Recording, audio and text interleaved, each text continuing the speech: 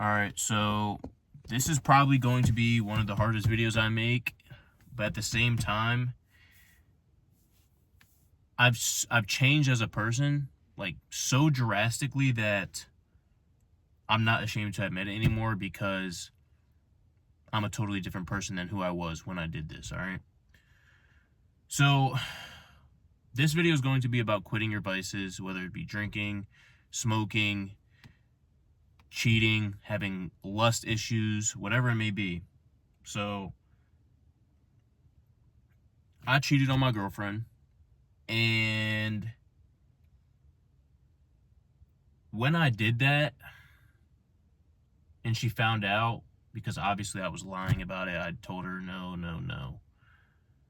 I cheated on my girlfriend, and it kind of changed my entire mindset, and it actually, believe it or not, made me a better person, because when it happened, I started reflecting on, like, why did I do this?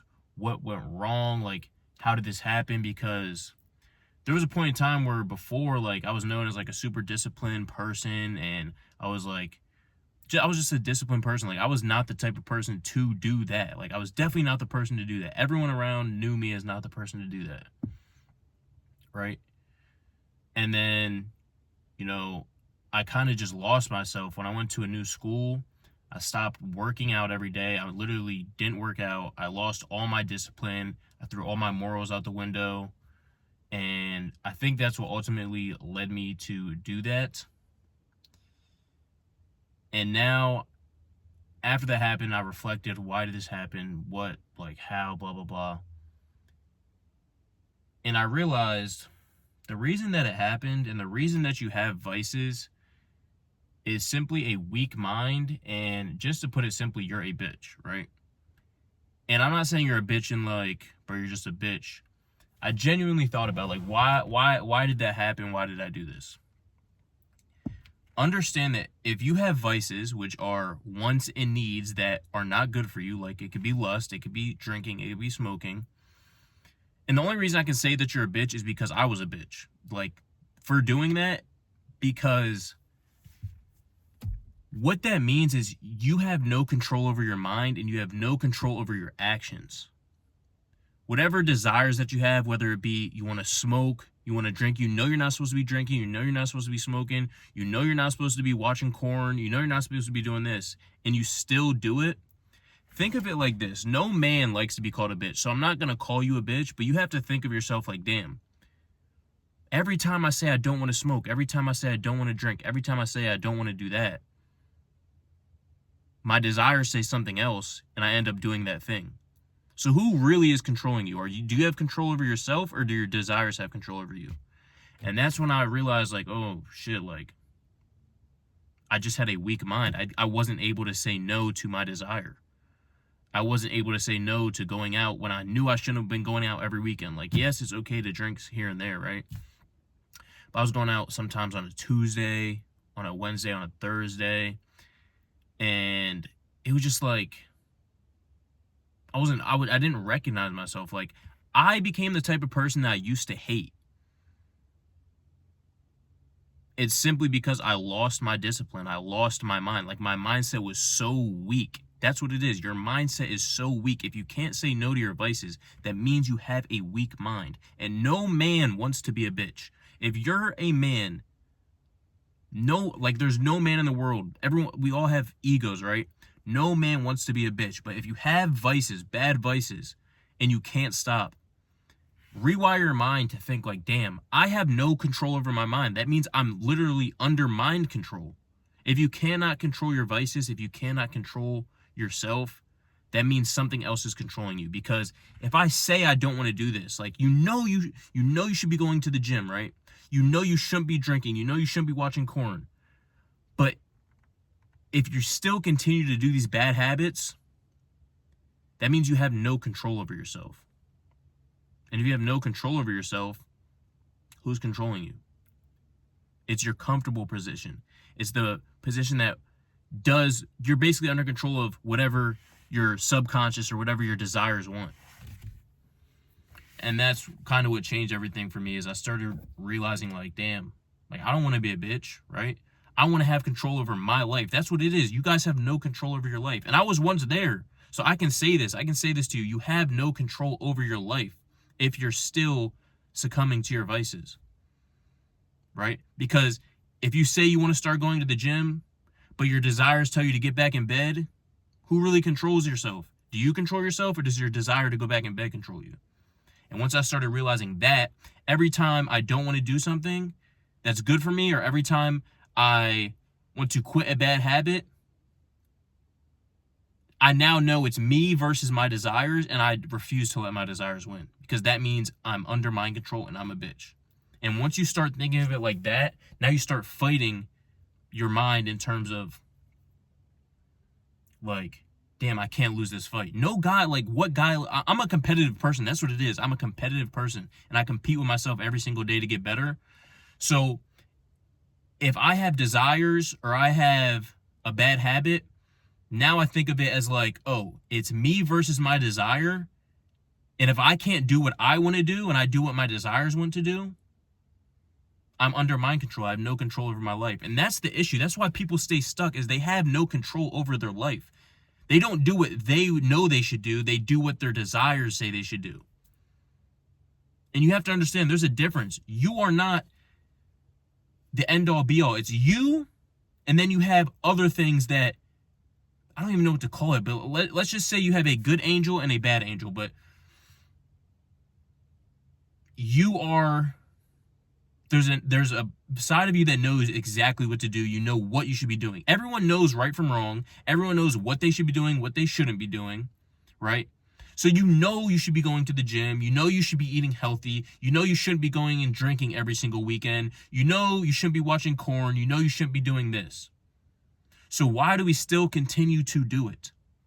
It's because you have a weak mind and you do not have control over what you actually do.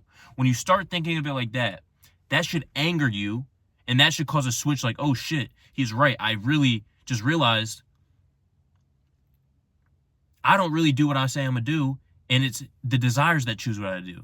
If it's the desires that are choosing what you do, then you don't get to pick where you end up. And that's the thing. People, this is another point.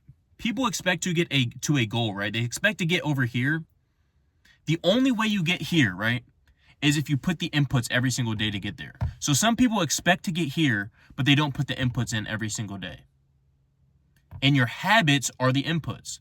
So people expect to have bad habits lead them to over here. But if you choose to continue to succumb to your desires and just do what your desires want to, you're going to end up over here where you didn't want to go. And if you didn't want to go there, you have to start controlling your mind. You can't let your desires control your life, because if your desires control your life, you're not going to end up to where you want to be. And if you want to be here, you have to put the inputs to get there. You can't put inputs here sometimes and then have your desires lead you back over this way. You have to control. You don't understand. You can control exactly where you go in the future. You can control your life. Like, you can control your life.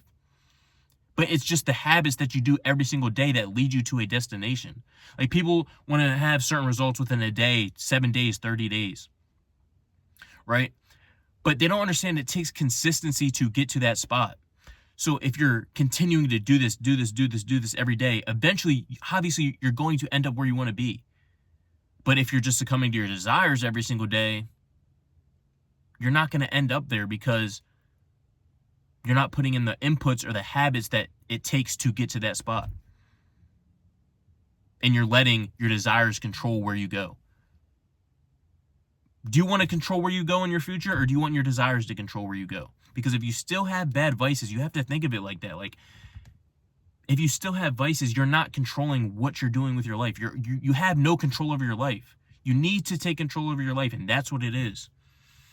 Now I'll never get back to that point of cheating on my significant other. Like, obviously, I learned a big lesson there. I'll never get to a point where I have no control over what I do. If I want to go out and have a drink here and there, okay, I can do that. But I'll never get back into that spot of just like, I don't really want to go out tonight, but, blah, blah, blah. No, I control my life, All right. I don't let my desires control my life. I'll never get to a point where it's like, I don't feel like going to the gym. Like, I'm not saying I won't have any off days or recovery days or anything like that, but I'll never get to a point of being so undisciplined that I let my desires and my comfortable mind control my life. That's what it is. You have two sides of your brain. You have the comfortable side, and then you have the side where I guess is more uncomfortable, where you're doing stuff you don't want to be doing, but is better for your life. Right? I'll never get back to the point where I always listen to my comfortable side.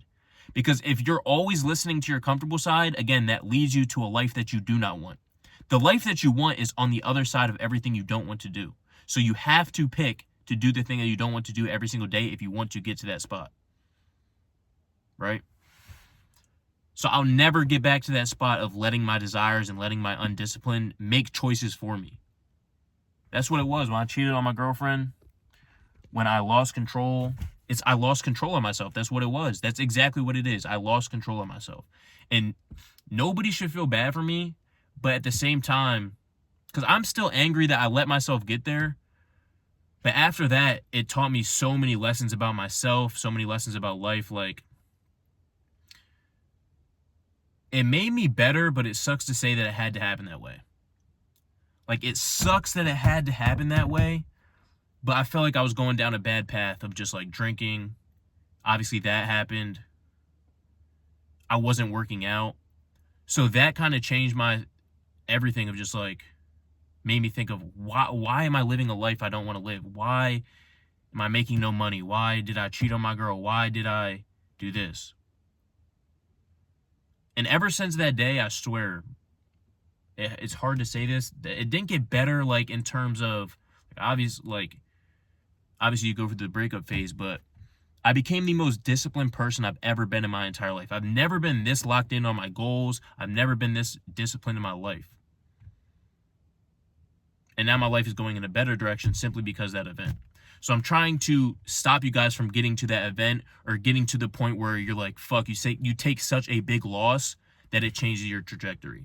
Because you can change your trajectory before you take a loss like I did, which was obviously cheating, which, by simply just rewiring your mind to think like, damn, if I don't quit my vices, that means that I'm not controlling my future and I don't control where I go. My desires are going to lead me to a place, a life that I don't want to live. In order to live a life that you want to live, you have to not do it comes down to not doing the comfortable shit.